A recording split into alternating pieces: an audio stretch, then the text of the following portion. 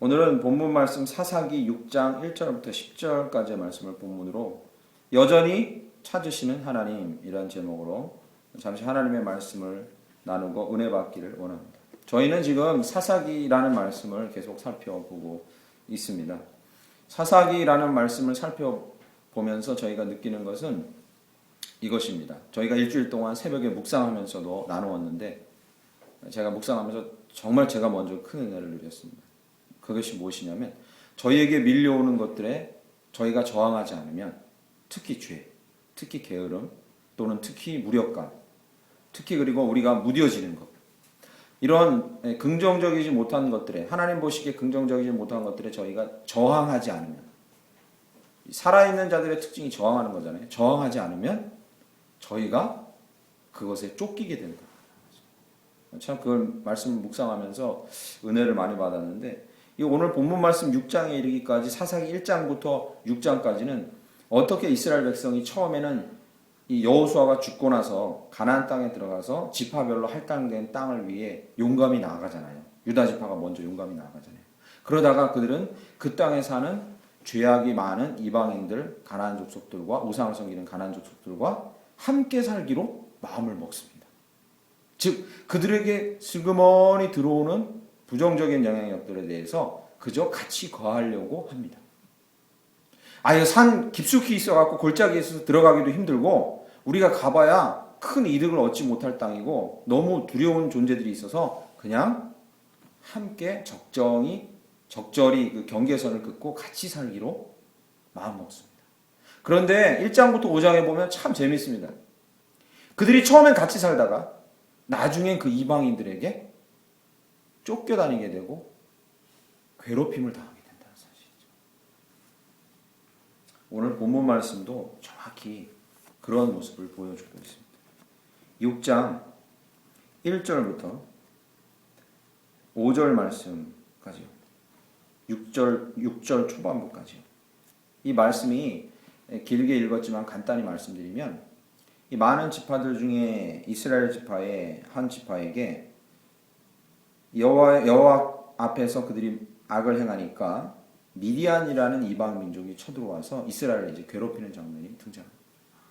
그런데 아까 말씀드린 대로 방금 이방인들과 처음엔 같이 살기로 하다가 그들이 조금씩 괴롭히다가 이제는 어느 단계까지 됐냐면 2절 말씀 한번 보시죠.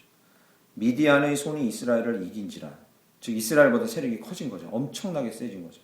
이스라엘 자손이 미디안으로 말미암아 산에서 웅덩이와 골과 산성을 자기들을 위하여 만들었으며 이 말이 무엇이냐면요.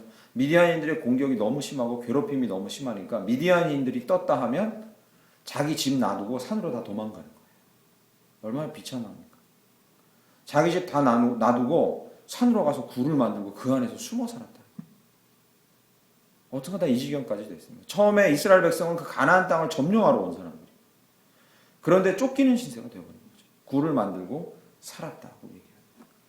그리고 오늘 본문 말씀 보시면 4절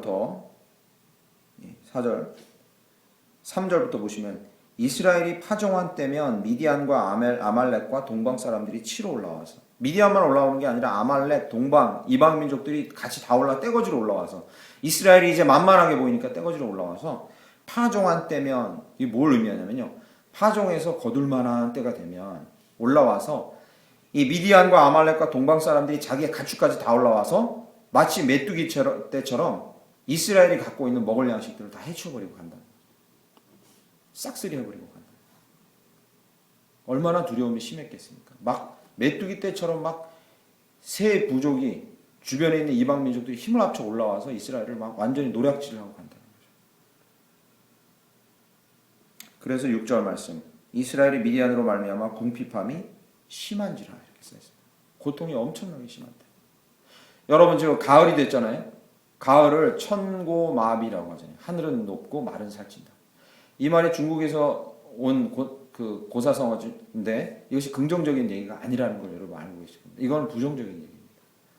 이 한족이 중국의 주도적인 세력인 한족이 이 북방의 오랑캐들이 언제 되면 어김없이 쳐들어와서 자기들을 쑥대만 만들고 또 도망가냐면 하늘이 높고 말이 살찌고 곡식이 연글때 그때가 되면 어김없이 쳐들어와서 자기들을 완전히 노략질하고 가버리는 거예요. 그러니까 이건 한탄하면서 읊었던 고사성어입니다. 천고마비라. 이제 죽었구나. 이런 의미입니다.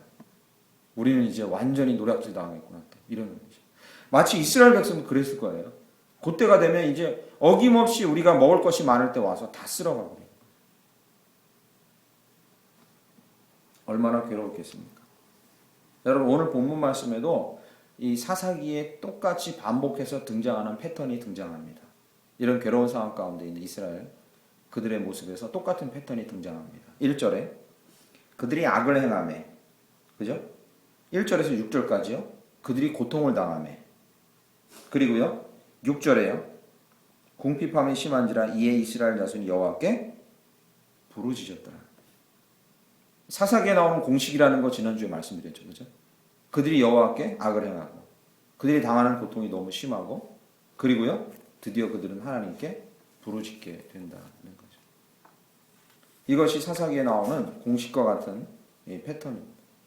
그런데 저희는 저희 자신을 돌아보고 이 본문 말씀을 이 현대 이 시대에 2015년에 어떻게 적용할까 생각하다가 의아해하면서 질문이 생기게 될 수밖에 없습니다. 어떤 질문이냐면요. 제가 보니까 하나님을 모욕하고 무시하는 이방인들, 즉 지금으로 말하면 불신자들 잘만도 삽디다. 그렇지 않습니까? 이 의문이 생길 수밖에 없어요. 이 말씀을 적용하려다 보니까 믿지 않고 하나님을 심지어 모욕하는 사람도 부자들 많고 저희보다 훨씬 잘 살던데요, 목사님. 또 이런 질문도 있죠. 하나님을 믿긴 믿는데 저는 그래도 나름대로 몸부림치려고 하는데 저보다 믿음이 약하고 세상 사람들 비슷하게 살아가는 사람도 잘만 되던데요. 이런 의문이 저희 가운데 생길 수밖에 없어요. 그렇지 않습니까? 오늘 읽은 말씀 우리에게 적용할 때 어떻게 적용하면 좋을까 하다가 이런 의문이 생기면 오히려 마음이 혼란스러워질 수도 있다는 거죠. 하나님을 주인으로 섬기지 않고 하나님을 주인으로 섬기면서도 이 믿음이 공고하지 못하고 양다리를 걸치고 있어도 또 악을 행해도 벌을 받아야 되는데 더 잘 되는 걸 보면 어떻게 하면 좋습니까? 이 말씀을 저희가 어떻게 적용하면 좋습니까? 라는 거죠. 우선 이 문제에 대해서 대답을 우리가 확실하게 갖고 넘어가야 되는데 그들이 하나님을 제대로 섬기지 않고 하나님을 모욕한다고 하는 삶을 살아도 오히려 훈계나 경고나 징계가 없고 잘 된다면 우리는 그들을 측은히 여기고 대단히 불쌍히 여겨야 합니다.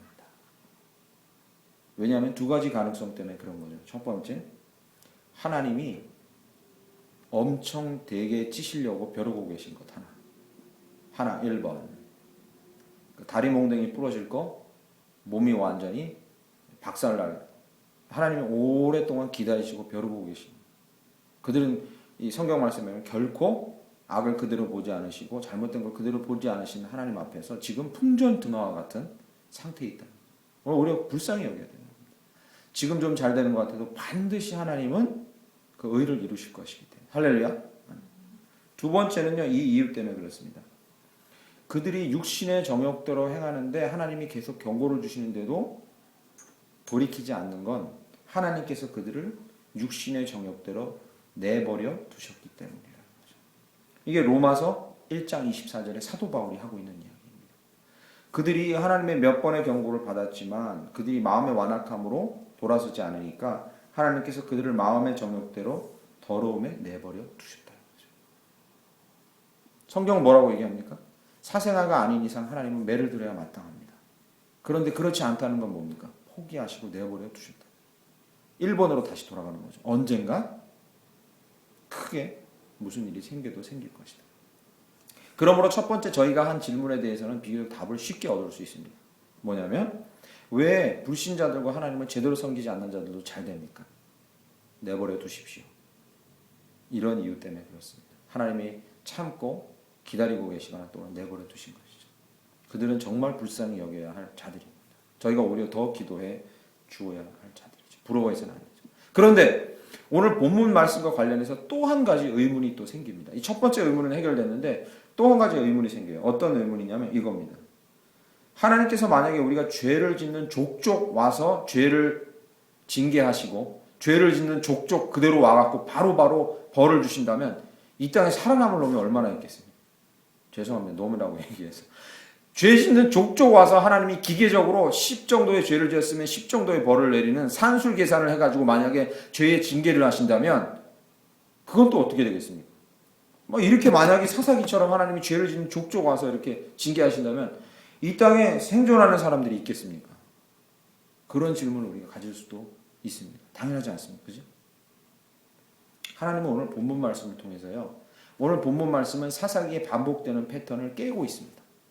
저희가 읽은 본문에는요. 사사기에 반복되는 패턴에서 빗나간 부분이 여기 등장합니다. 이 빗나간 부분을 하나님이 의도적으로 여기다 본문에 집어넣으셔서 하나님은 기계적이고 산술적으로 우리의 죄에 대응하시는 분이 아니라는 사실을 우리에게 가르쳐 줍니다. 다른 말로 하면요. 하나님은 우리에게 죄와 벌, 심판과 저주, 나 믿을래 안 믿을래, 나에게 잘 보일래 안 보일래, 잘 보이면 축복, 조금 잘못 보이면 바로 저주, 관용은 없고 인내도 없고 그 안에 다른 뜻도 없고 다른 목적도 오지 나는 기계적으로 너희를 대하는 신이다. 그렇게 가르쳐 주려는 게 하나님의 목적이 아니라는 사실을 오늘 본문 말씀에 가르쳐 주고 계십니다. 한번 살펴보겠습니다. 방금 전에 저희가 살펴봤죠. 정신을 다 차리시고 보셔야 됩니다. 원래 사사기의 패턴은 뭐라 그랬습니까?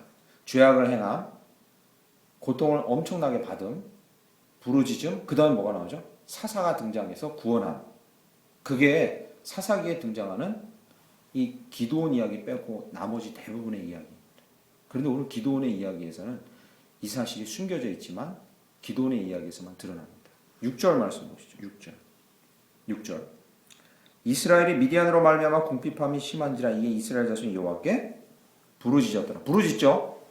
그죠? 죄를 행함, 고통받은 부르짖음. 3단계에 왔어요. 그 다음에 뭐가 나와야 정상입니까? 사사가 등장합니다. 그죠? 사사가 등장해야 됩니다. 그런데 사사가 어디 등장하냐면 11절에 등장합니다. 보시죠. 여호와의 사자가 아비에셀 사람 요아스에게 속한 오브라에 이르러 상수리 나무에 앉으니라. 마침 요아스의 아들 누가? 기드온이 11절에 등장합니다. 여러분 이건요. 사사기에 등장하는 이 반복적인 패턴을 깨고 있는 거예요. 일부러 하나님이. 11절이 7절에 와서 붙어야 돼요. 그러면 하나님께서 7절과 10절 사이에 무슨 얘기를 집어넣어 놓으셨는가가 되게 중요한 거죠. 그 안에 나는 너희에게 네가 죄 지은 대로 기계적으로 계산해서 수학적으로 계산해서 그만큼의 죄를 반드시 즉각적으로 안겨주는 그것이 나의 목적이 아니다라는 사실을 오늘 7절과 10절 사이에 알려줍니다. 그 하나님의 행동 이면에는 그 택한 백성을 징계하시고 다루시는 하나님의 행동 뒷면에는 정말로 깊은 하나님의 마음이 숨겨져 있다는 사실을 가르쳐주고 계십니다. 8절에 그 핵심 단어가 등장합니다.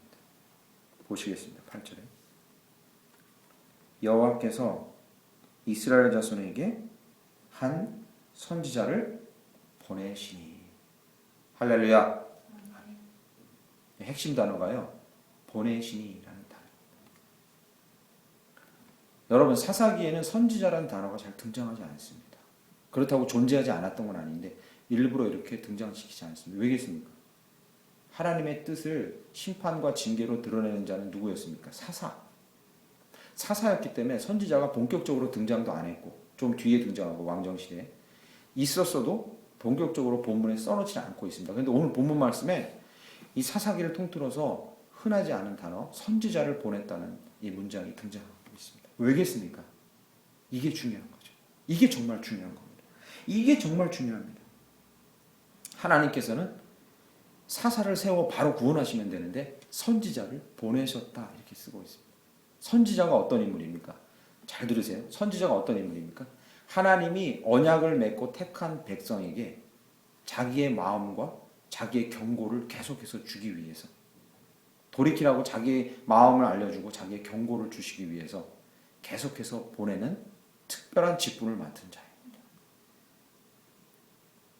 다시 한번요. 하나님께서 그 택한 사랑하는 백성에게 자기의 마음을 전해주고 자기의 말을 전해주고 자기의 경고를 전해주기 위해서 계속해서 보냈던 특별한 직분을 가진 자였습니다.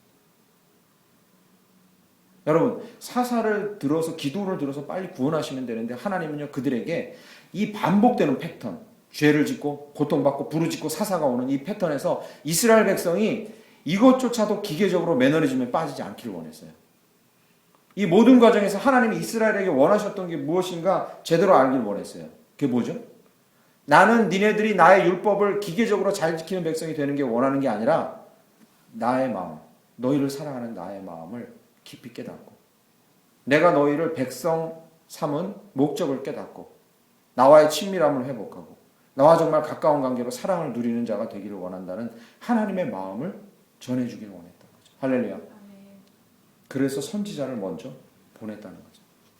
여러분, 북이스라엘과 남유다가 망하기 직전, 오늘 오후 예배 시간에 제가 왕의 계보에 대해서 살펴보면서 또 얘기할 건데, 북이스라엘과 남유다가 아수르와 바벨론에게 망할 무렵에 하나님께서는 유독 선지자를 많이 보내셨어요. 계속해서 선지자를 급파하셨어요. 막 권능 있는 엘리야 선지자도 급파하시고 이사야 급파하시고 정말 위대한 선지자를 많이 급파했습니다. 왜겠습니까? 죄를 지어 죄가 극에 달했잖아요. 북이스라엘과 남유다가. 그러면 그 다음 단계가 뭡니까? 사사기에 의하면 고통받게 하면 되잖아요.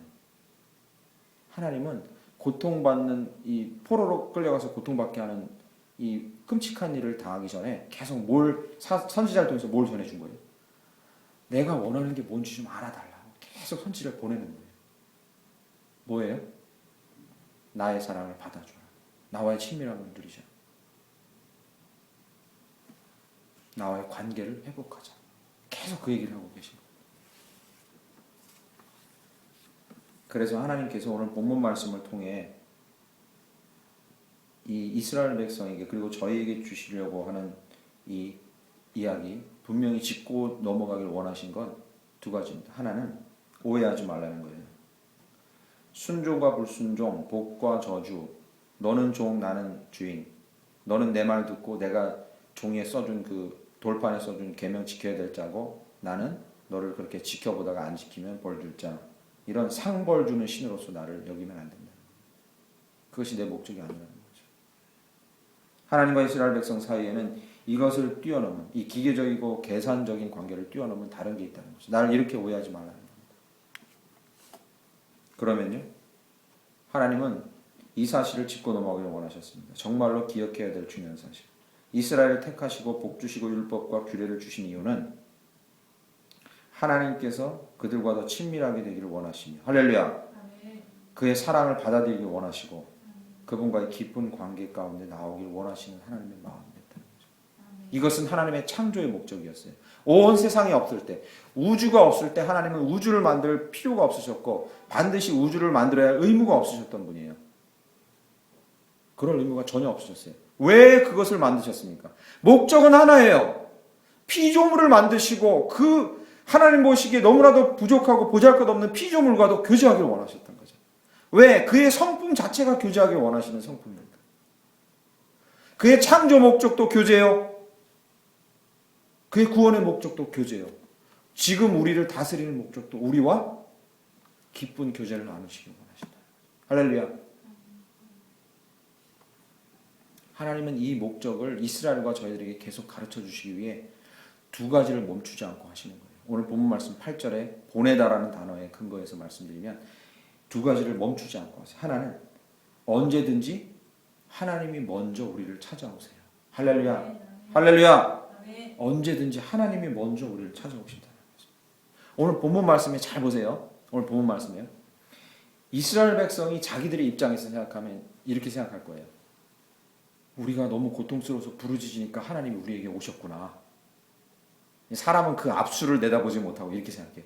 우리가 너무 고통스러워서 부르짖었더니 하나님이 우리에게 오셨구나. 잘 모르는 얘기죠. 하나님께서 하나님 앞으로 우리를 부르시기 위해 그들에게 고통을 주시고 우리를 하나님 앞으로 이끄신 겁니다. 할렐루야. 이스라엘 백성의 고통을 보고 그들에게 다가오시며 그들을 하나님 앞으로 부르시기 위해 하나님이 먼저 고통을 주신 거예요. 그리고 그들을 부르신 거죠. 누가 먼저 다가오신 겁니까? 하나님. 깨닫지 못하고 가나안 땅을 줬음에도 불구하고 바알신을 섬기고 아세라를 섬기고 가진 우상들을 다 섬기는 그들에게, 깨닫지 못하고 그냥 방탕하게 있는 그들에게 먼저 다가오셔서 어떻게 하면 이들이 나에게 다가올 수 있을까라고 고민하시다가 이 방법만은 피해야지라고 하시다가 주신 방법이 이방인을 통해서 고통을 주신 거였어요. 하나님이 먼저 찾아오셨습니다. 언제든지 하나님이 먼저 찾아오십니다. 불신자들에게 하나님이 먼저 찾아오십니까? 그들이 먼저 손을 내밉니까? 저는 이 수원에 있는 합동신학원에서 이거 가지고 논문을 썼습니다. 연구하고요. 제 석사학위 논문이 주제예요. 뭐냐면 죄를 짓고 타락한 인간이 자기 이성을 발휘해서 스스로 하나님을 찾아갈 수 있고 믿음을 가질 수 있느냐? 답은 No. 답은 절대 그럴 수 없다고. 다리는 놓아질 수 있어요. 다리는. 비유를 통해서. 하나님 좋은 분이야. 너희 아빠 정말 좋지. 예, 저희 아빠는 다른 사람이 달리 너무 좋아요. 하나님도 그런 분이야. 그러면 호감은 가질 수 있어요. 불신자가. 오케이. 하나님 복을 많이 주시는 분이야. 호감은 가질 수 있어요. 그러나 그 마음에 하나님을 받아들이는 거, 인간 면에선, 인간 측에서는 절대 먼저 할 수 없는 일이에요. 누가 하셔야 합니까? 하나님이 오셔서 그의 마음을 움직이셔야 돼요. 절대로 하나님 먼저 찾아오십니다. 그러면요, 믿고 있는 사람에게는요, 이미 믿고 있는 성도들에게 누가 먼저 찾아오십니까? 만약에 믿고 있다가 내가 나태해지고 믿음이 흐릿해지고 내가 믿음이 식어지고 무뎌지면 여러분 경험으로 말씀해 보십시오. 누가 먼저 찾아오십니까? 내가 스스로 힘을 내가지고 막 자꾸 일어나고 이런 경우 많이 봤습니까? 그렇지 않습니다. 하나님이 오셔서 이스라엘에게 그렇게 하셨던 것처럼 조금 약한 고난도 주고 또는 와서 사랑한다고 말해도 주고 채찍도 주고 당근도 주고 사람도 붙여주고 목사의 설교로부터 깨달음도 주고 어떤 방법을 동원해서든지 하나님이 먼저 찾아오셔서 그들의 영혼을 일으켜 세워주시려고 애를 쓰십니다. 할렐루야. 이게 하나님입니다. 어떤 경우에도 하나님이 먼저 찾아오십니다. 여러분, 시편 138편 유명한 시편 구절이 있습니다. 저희가 노래를 불러서도 알고 있는 구절이죠. 내가 주의 영을 떠나 어디로 가며 주의 앞에서 어디로 피하리까? 내가 하늘에 올라갈지라도 거기 계시며 수월에 내 자리를 펼지라도 거기 계시니이다. 내가 새벽 날개를 치며 바다 끝에 가서 거주할지라도 거기서도 주의 손이 나를 인도하시며 주의 오른손이 나를 붙드시리이다. 할렐루야. 이게 시편 138편의 고백입니다. 여기서도 보면요, 답은 분명합니다. 답은 분명해요. 나는 피해가도 항상 나를 쫓아서 먼저 찾아오셔서 나를 일으켜 세우시려고 하시고 붙드시는 분은 누굽니까? 하나님. 결론은 분명합니다. 언제든 먼저 너희를 찾는 것은 나다. 오늘 본문 말씀의 7절부터 10절을 삽입해서 하나님께서 가르쳐 주시려고 하는 진리는 이것이죠. 언제든 먼저 찾아가는 나다. 먼저 찾아가는 것은 나다. 두 번째, 너희를 찾아가는 나의 이 사랑의 행동은 결코 멈추지 않을 것이다. 할렐루야. 아멘. 먼저 찾아가는 것도 하나님이고요. 찾아가는 행동을 멈추지 않으시는 분도 하나님입니다. 8절 말씀에 보내신이라고 써 있잖아요. 그죠?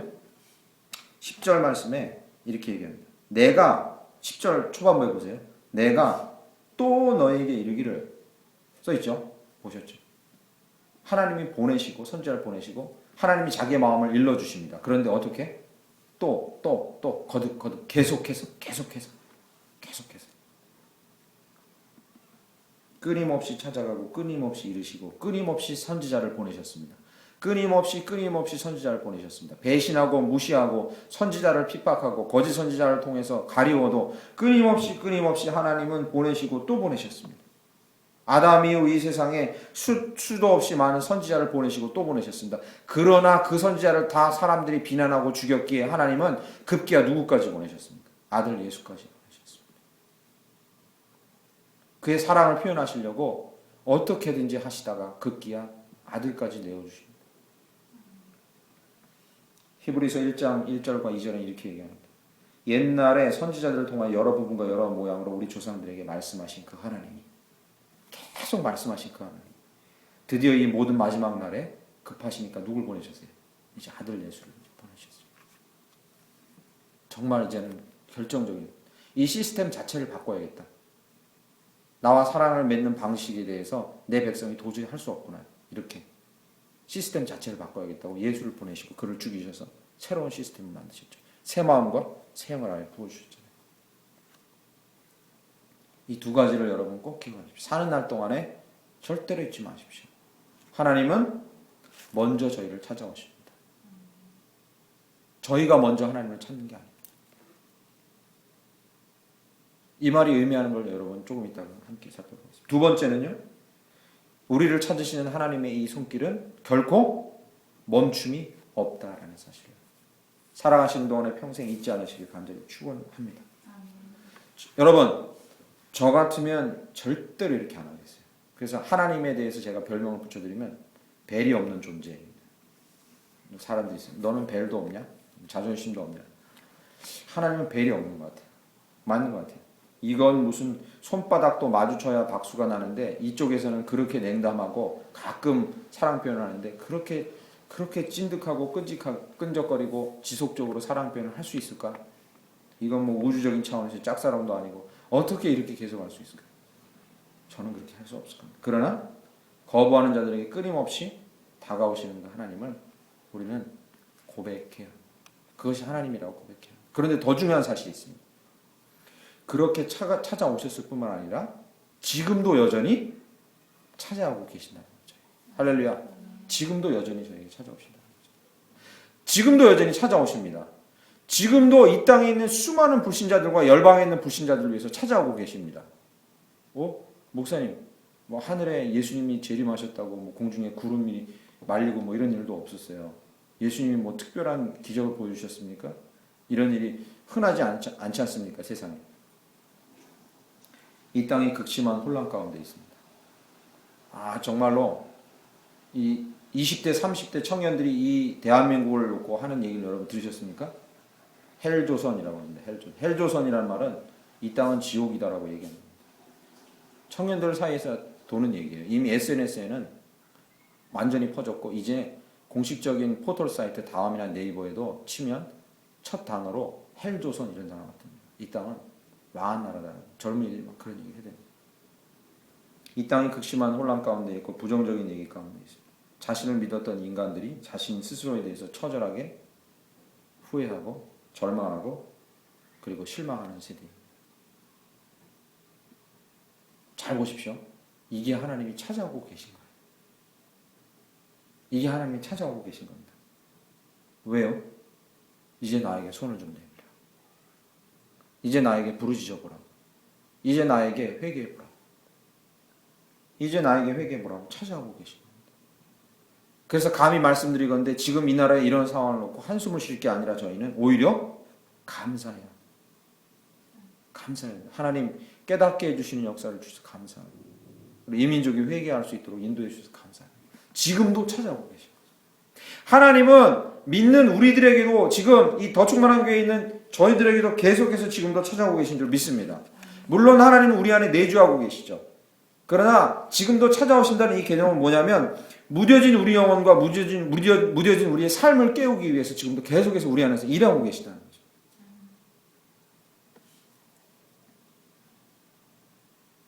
하나님은 우리에게 교제를 원해 찾아오시는데 그러면 이제 우리는 그 하나님에게 어떻게 반응해야 합니까? 어떻게 반응해야 합니까? 아까 시편 138편 말씀대로 우리가 피할 수 없습니다. 우리가 어디 가도 하나님은 그곳까지 찾아오십니다. 그러면 그 하나님께 우리는 어떻게 해야 합니까? 어떤 반응이 우리의 반응이어야 합니까? 계속해서 찾아오시는 그 하나님에게 우리는 어떤 반응을 보여야 합니까? 부족해도 창피해도 너무 한심스럽게 보여도 방법은 하나입니다. 있는 모습 그대로 하나님 앞에 나아가는 것입니다. 할렐루야. 하나님이 산 꼭대기에 음부에 바다 끝에 거한 우리를 찾아올 때 괴로워서 우리 자신 스스로 내면에 숨을 때 우리가 좋아하는 어떤 오락거리에 우리가 숨을 때 우리가 좋아하는 탐욕과 탐식에 숨을 때 그때 하나님 우리를 찾아오신다면 있는 모습 그대로 들켰더라도 우리가 할 수 있는 게 하나밖에 없습니다. 그렇게 해야 합니다. 어떻게 해요? 있는 모습 그대로 하나님 환영합니다. 이 자리에서 하나님 당신 환영합니다. 그리고 요한복음 10장 10절 말씀대로 당신이 나에게 오셔서 도둑은 우리에게 오는 것은 죽이는 것을 위해서, 빼앗는 것을 위해서 오지만 당신이 나에게 이렇게 오신 이유는 나를 풍성하게 하기 위함이군요. 내가 당신으로 인해 다시 나를 찾아오신 당신으로 인해 내가 풍성해지길 원합니다. 내 삶이 풍성해지길 원합니다. 내 삶이 복을 얻길 원합니다. 내 삶이 다시 힘을 얻길 원합니다.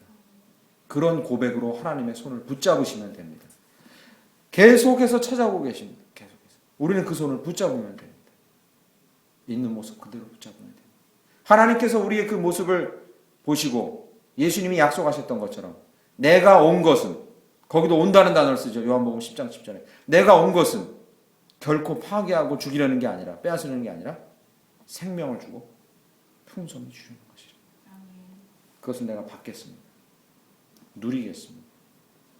고백하시는 저와 여러분들에게 간절히 축원합니다. 사랑 많으신 아버지, 신실하신 하나님, 우리의 모습이 어떠하다 할지라도, 이 상황이 어떠하다 할지라도, 지금 이 나라와 열방의 형편이 어떠하다 할지라도 우리가 안연히 쉬고 평안을 누리며 평강 가운데 거할 수 있는 것은 주님이 늘 우리에게 오시며 우리와 함께 하시며 우리를 붙드시며 우리를 말씀하시며 우리에게 은혜를 주시며 우리 안에 기적을 행하시는 그 은혜로 말미암음인 줄 믿습니다.